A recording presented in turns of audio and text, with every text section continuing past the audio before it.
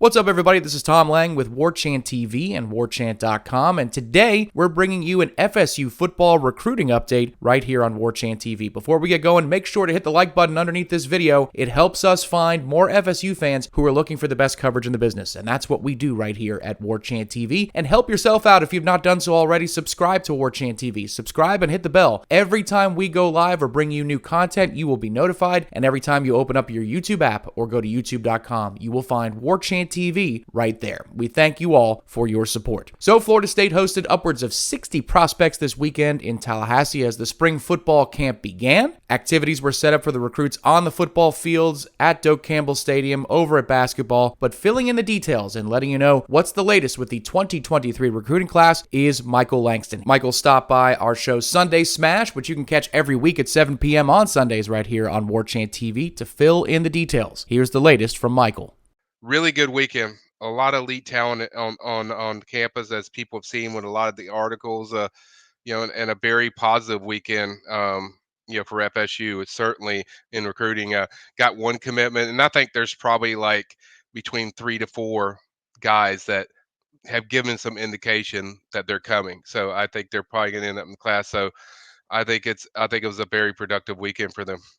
It's not the same as securing commitments, but it's not nothing if you can get elite talent on campus when you're coming off of a 5-7 season. How do they do that? How does Coach Norvell's staff secure all of these visits from really good players to check out Tallahassee?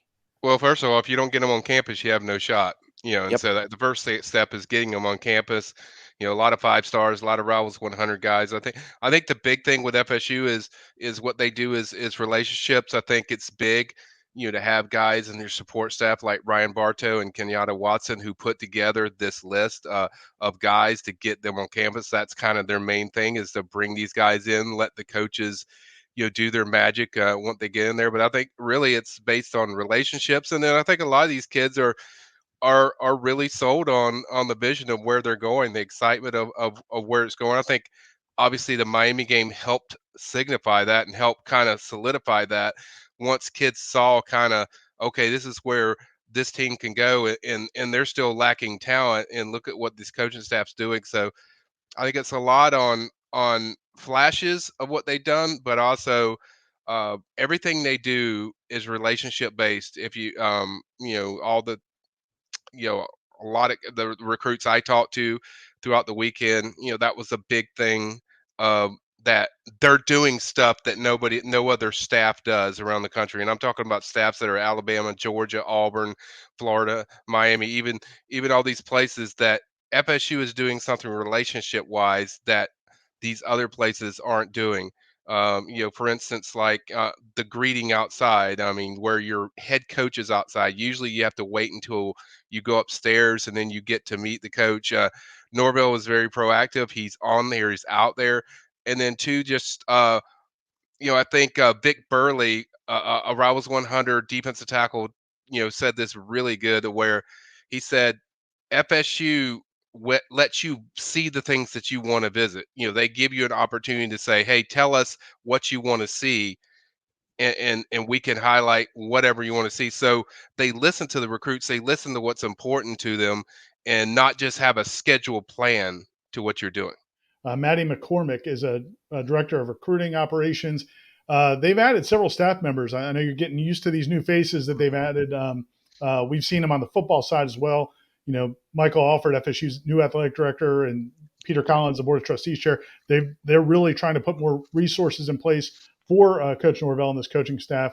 How important is that from a recruiting staff standpoint? I think when we talked to Derek Ray, who's another new person, the general manager of personnel, we spoke to him on Friday at the luncheon. That video is up on the site if people want to find it, or on our YouTube channel. But he said, everybody's kind of trying to emulate what Alabama has been doing for the last 15 years in terms of just adding all of the support staff and all these relationships.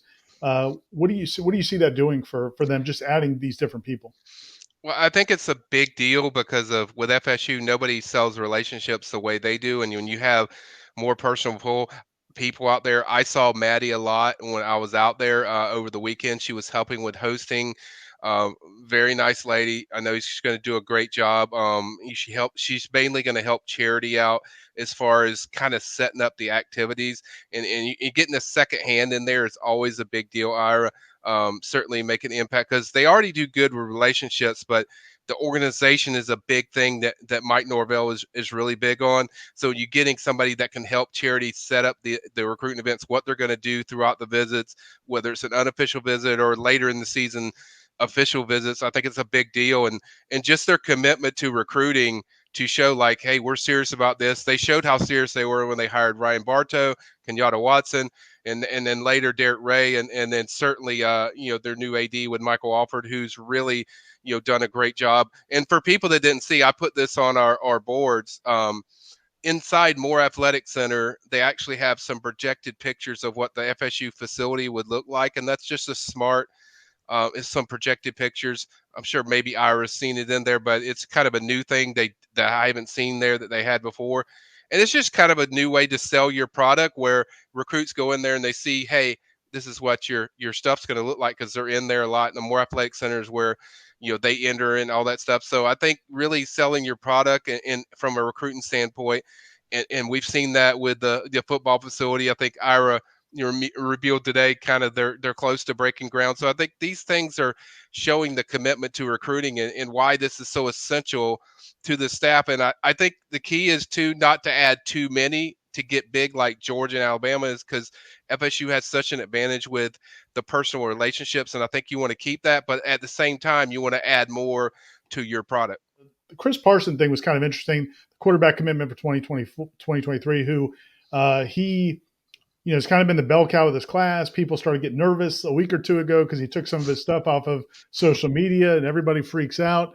The fact that he was here helping recruit, and I know you guys had to ask him, how committed are you? But he said, I'm still 100% committed to Florida State, and he wants to help build this class. Yeah. But I guess, what does he mean to this class, and what impact does he have with a guy like, because, man, they had some of the best receivers in the country on campus this weekend. Yeah, I think it's the biggest. I mean, the quarterback's always the biggest position to me because that's the leader that everyone looks to, they reflect to. I think the whole situation with the Instagram or was about, I think another network had put out that, hey, this 5-star quarterback's going to visit FSU, and I think he took it as like, oh, well, am I not a priority? And then I think at once FSU talked to him, they made it clear, like, you're our top priority. We're not even recruiting that guy. He's just visiting.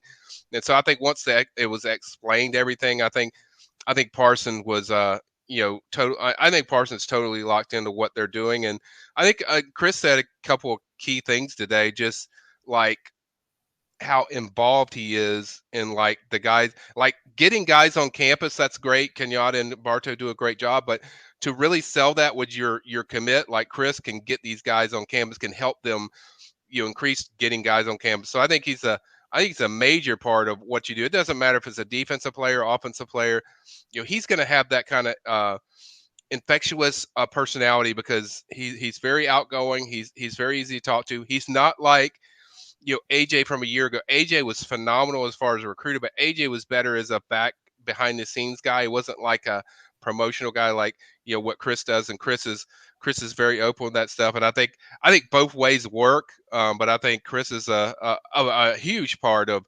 them building this class. And certainly you want to keep him happy. And that was kind of one of my main points going in this weekend with our preview, that they, make sure that he knows that he's the top priority, and they squashed that pretty quickly. But I think he's a huge part of where this class is going to go and who they're going to get and how they're building it. And as Chris said today in our interview, he feels this is going to be a really special class. Chris even hinted that, look, I know some guys that are going to pop, but I'm not going to ruin it for them. So basically, he knows there's some more several guys that are about to jump on board. Thanks for checking out this video, and remember, if you have not done so already, hit the like button below and subscribe to Warchant TV. If you like FSU recruiting news, remember this week on Warchant TV, Michael Langston will hold a recruiting chat. It's live programming over an hour in which he answers your questions right here on Warchant TV. Subscribe, and you will be notified when we set the time for Aslan and Michael to take the stage. Thanks for tuning in to Warchant TV, and we will talk to you next time.